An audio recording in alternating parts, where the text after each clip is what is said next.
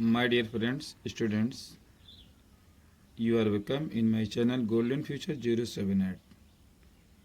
आज golden future 078 की तरफ से आपको प्रेजेंट्स किया जाता है use of make cause. Use of make और काज। मेक और काज का प्रयोग कहाँ पर किया जाता है, ये आज मैं आपको इस वीडियो में अच्छी तरह से बताऊंगा कि यूज़ ऑफ मेक और काज कहाँ पर किया जाता है, किस तरह का सेंटेंस आता है, किस टाइप का सेंटेंस रहता है जहाँ पर हम इसका प्रयोग करते हैं। ये बहुत ही इम्पोर्टेंट यूज है जो अधिकतर आता भी है, और जब ऐसा सेंटेंस आता है तो कुछ कन्फ्यूज़न होती है। तो उसी कन्फ्यूज़न को दूर करने के लिए मैंने आज इस यूज़ ऑफ मेक और काज को दिया है आपके सामने। और इससे पहले कि मैंने जैसा कि स्ट्रक्चर लिख दिया है, स्ट्रक्चर बहुत ही अच्छी चीज़ होती है, क्योंकि किसी भी सेंटेंस के लिए, किसी भी ट्रांसलेट के लिए या यूज ऑफ के लिए स्ट्रक्चर अगर दे दिया जाता है तो वो चीज़ हमेशा ध्यान में रहती है, और स्टूडेंट्स या फिर कोई अदर फ्रेंड जो है हमारे, वो भूलते नहीं हैं, क्योंकि स्ट्रक्चर बहुत इंपॉर्टेंट चीज़ होती है। तो आप देख रहे हैं यहाँ पर मैंने आपको दिया है structure subject plus make plus object plus V1। V1 मतलब वर्ब की फर्स्ट फॉर्म, ठीक है। फिर आर मतलब या अथवा। Subject plus object plus two, subject plus काज plus object plus two plus V1, ठीक है। दो तरीके से इसका बनाने का रूल है।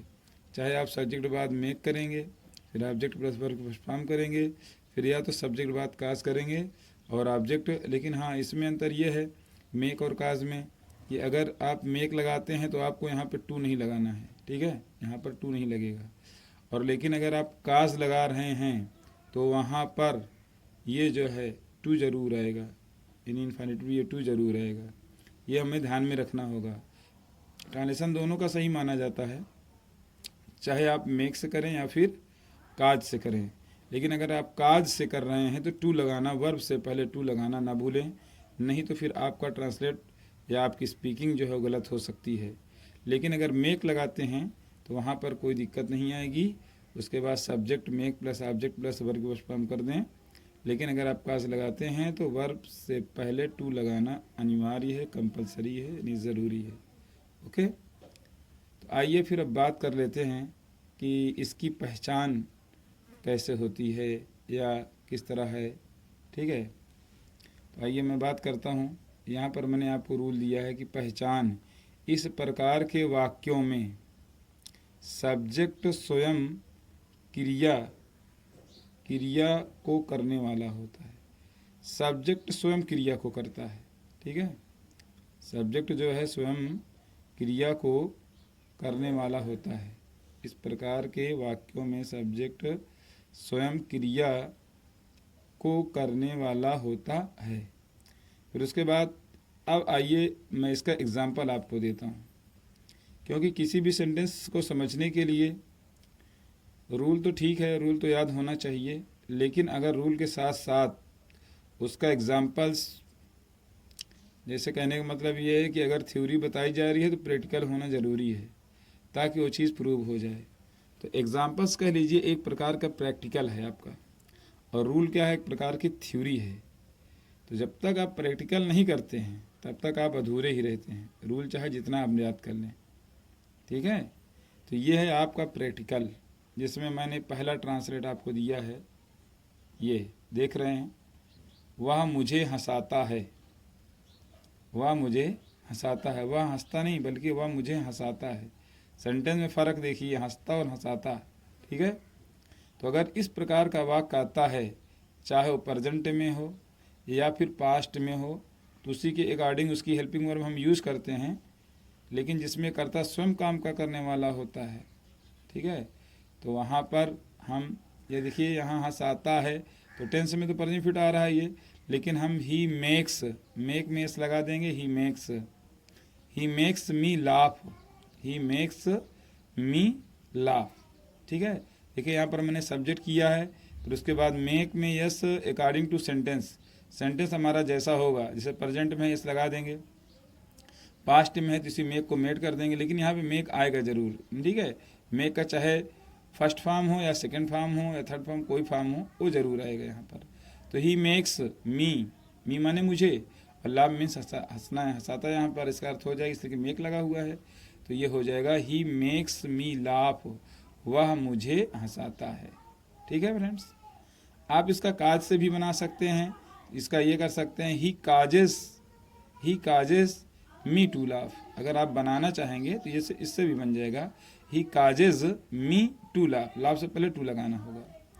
लेकिन मेक से बना लीजिए, एक ही से आप बनाएं, चाहे आप मेक्स से बनाएं या फिर काज से बनाएं, कोई दिक्कत नहीं है, दोनों का सही माना जाता है। ओके, आइए फिर बात कर लेते हैं हम दूसरे सेंटेंस की।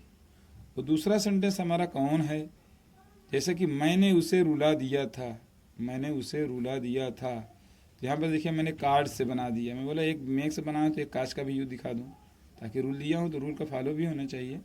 तो यहाँ मैंने दिया आई काज्ड हर, ठीक है, और उसके बाद वीप, टू वीप ना, वीप से पहले देखिए टू लगाया होंगे नहीं, जब काज आएगा तो काज के साथ टू जरूर आएगा, इस चीज़ को आप ध्यान में रखेंगे, ठीक।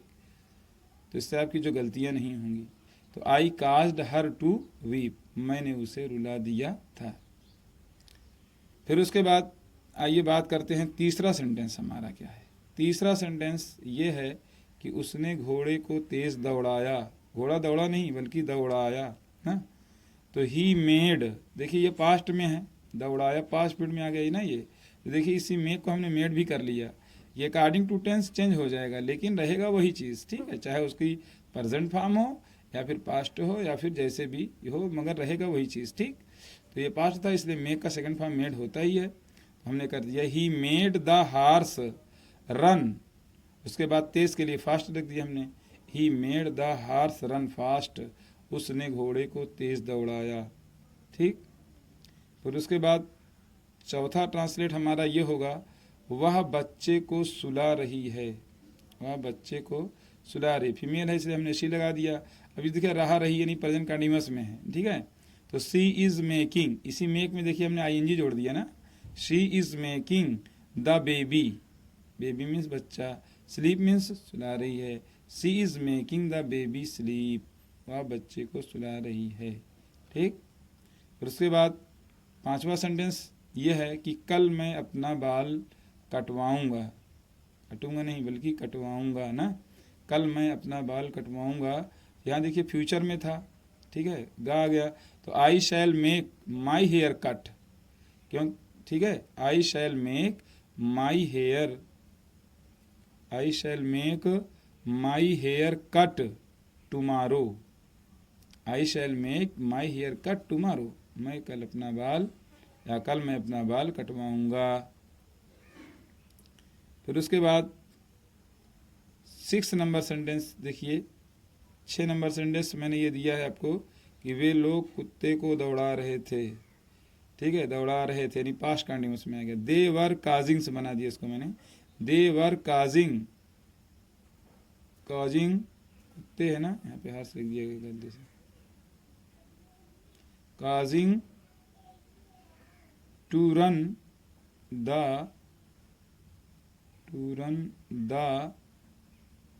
डॉग्स, ठीक है, they were causing to run the dogs, okay, ठीक है, कुत्ते का ना, तो they were causing to run the dogs या they were causing the dogs to run, ये भी कर सकते हैं, ठीक। फिर उसके बाद यहाँ हमने लिखा है 7 नंबर पे कि मैं नौकर से काम करवा रहा था, तो I was making the servant to work, I was making the servant work, ठीक है, I was making the servant work, मैं नौकर से काम करवा रहा था, ठीक, I was making the servant work, मैं नौकर से काम करवा रहा था। फिर उसके बाद 8वां सेंटेंस मैंने आपको क्या दिया है वो देख लें आप। 8वां सेंटेंस ये है हमारा कि वह कपड़ा धुलवा रहा है, वह कपड़ा धुलवा रहा है, तो ही इज़ मेकिंग, 8वां नंबर है ये, वह कपड़ा धुलवा रहा है। तो he is making the cloth wash, he is making the cloth wash, वह कपड़ा धुलवा रहा है। तो गाइज़ ये रहा हमारा आज का use of, thanks so much. ये रहा हमारा आज का यूज़ ऑफ मेक और कॉज। क्या रहा? यूज़ ऑफ मेक और कॉज, जो मैंने आपको एग्जाम्पल्स के थ्रू, स्ट्रक्चर के थ्रू और इसके पहचान के थ्रू इसकी जानकारी कराई है। और मैं उम्मीद करता हूँ आप लोगों को ये काफ़ी पसंद भी आएगा।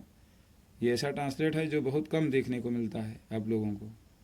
तो मैंने इस उद्देश्य दिया है कि आपको नई नई जानकारियाँ हमारे इस गोल्डन फ्यूचर चैनल पर होता रहे।